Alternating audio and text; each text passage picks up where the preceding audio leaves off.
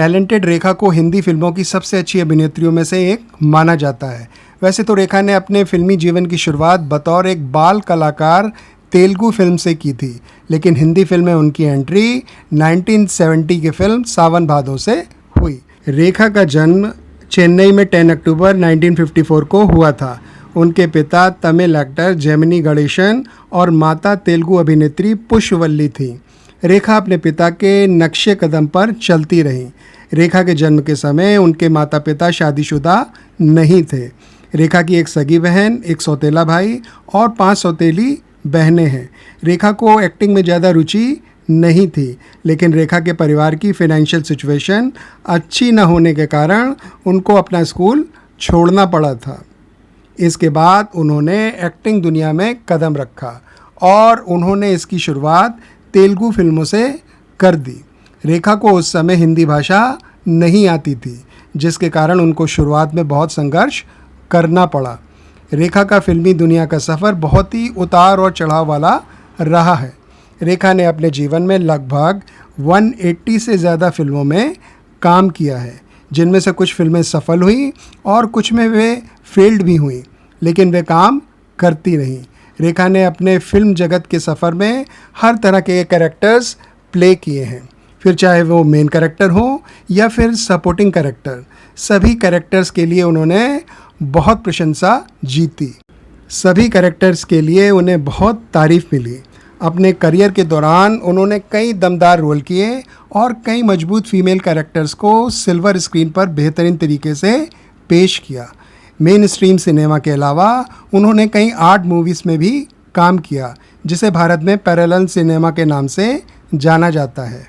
उन्हें 3 बार film fair पुरस्कार मिल चुका है, 2 बार बेस्ट एक्ट्रेस का और 1 बार बेस्ट सपोर्टिंग एक्ट्रेस का, जिनमें खूबसूरत, खून भरी मांग और खिलाड़ियों का खिलाड़ी जैसी फिल्में शामिल हैं। उमराव जान के लिए उन्हें सर्वश्रेष्ठ अभिनेत्री का राष्ट्रीय पुरस्कार भी मिल चुका है।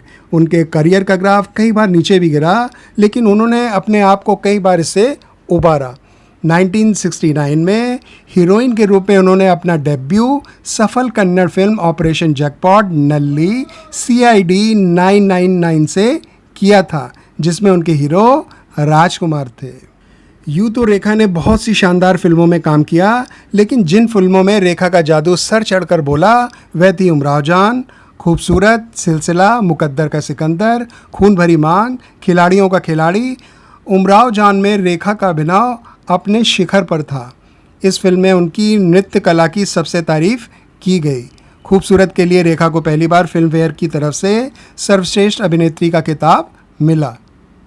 आइए जानते हैं कुछ अनसुने किस्से रेखा से जुड़े हुए, जिनका बखान यासीर उस्मान की बुक में मिलता है। यासीर उस्मान की नई किताब रेखा एन अनटोल्ड स्टोरी में कहा गया है कि जब कोलकाता में शादी करने के बाद रेखा विनोद मेहरा के घर गई तो विनोद की मां कमला मेहरा ने गुस्से में आकर चप्पल निकाल ली।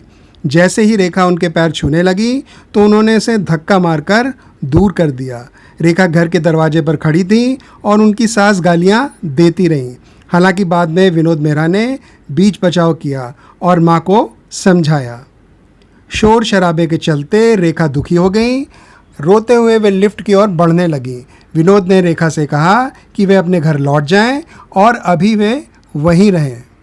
अमिताभ और रेखा के बीच में आखिर कुछ था भी या ये सब ऐसी ही अफवाह थी? ये बात आज भी लोगों के लिए एक मिस्ट्री बनी हुई है। भले ही 2 दिलों में पनपते प्यार को लोगों ने कुछ और ही नाम दिया हो, लेकिन दोनों ने प्यार की एक अलग मिसाल कायम की है। सिलसिला और सुहाग जैसी कुछ फिल्मों में ये दिखाई साफ दिया है। सिलसिला में रेखा ने अपनी ज़िंदगी को पर्दे पर उतारने का सबसे मुश्किल काम कर दिखाया। एक पूर्व प्रेमिका के दर्द को आंखों में उन्होंने इस कदर उतारा कि लोगों को सिलसिला एक फिल्म नहीं, एक सच्ची कहानी लगी। सिर्फ लीड रोल ही नहीं, रेखा ने कई नेगेटिव रोल भी निभाए हैं, जिनमें खिलाड़ियों का खिलाड़ी खास थी। अमिताभ की जया से शादी होने के बाद भी उन्हें वे प्यार करती रहीं। रेखा के दिल में शायद अमिताभ बच्चन से दूर होने की पीड़ा हद से पार हो चुकी थी। इसलिए उन्होंने साल 1990 में उद्योगपति मुकेश अग्रवाल से शादी कर ली। मुकेश अग्रवाल उस समय के मशहूर हॉटलाइन ग्रुप और निकी ताशा ब्रांड के मालिक थे। फिल्म मैगजीन्स में रेखा और मुकेश की साथ में तस्वीरें देखकर सबको ऐसा लगने लगा कि आखिरकार रेखा की ज़िंदगी में जिस प्यार की कमी थी वह उन्हें मिल गया है। लेकिन यह रिश्ता भी रेखा की ज़िंदगी में एक अलग तूफ़ान लेकर आया। शादी के पहले साल ही 1999 में रेखा के पति मुकेश अग्रवाल ने फांसी लगाकर आत्महत्या कर ली।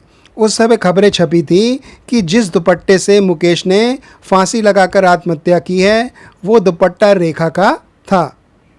अपनी किताब में उस्मान ने बताया है कि जब रेखा ऋषि कपूर और नीतू सिंह की शादी में मांग में सिंदूर लगाकर पहुंची तो वहां हंगामा हो गया। वहां मौजूद मेहमानों और मीडिया ने रेखा की मांग में सिंदूर देखकर यह अंदाज़ा लगाया गया कि उन्होंने गुपचुप शादी कर ली है।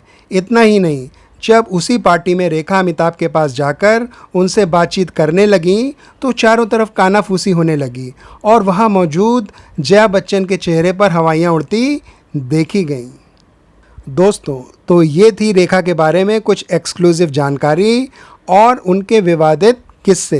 यदि आपको वीडियो पसंद आया हो तो वीडियो को लाइक एवं शेयर ज़रूर करें। जल्दी मिलेंगे कुछ नई बॉलीवुड जानकारी के साथ।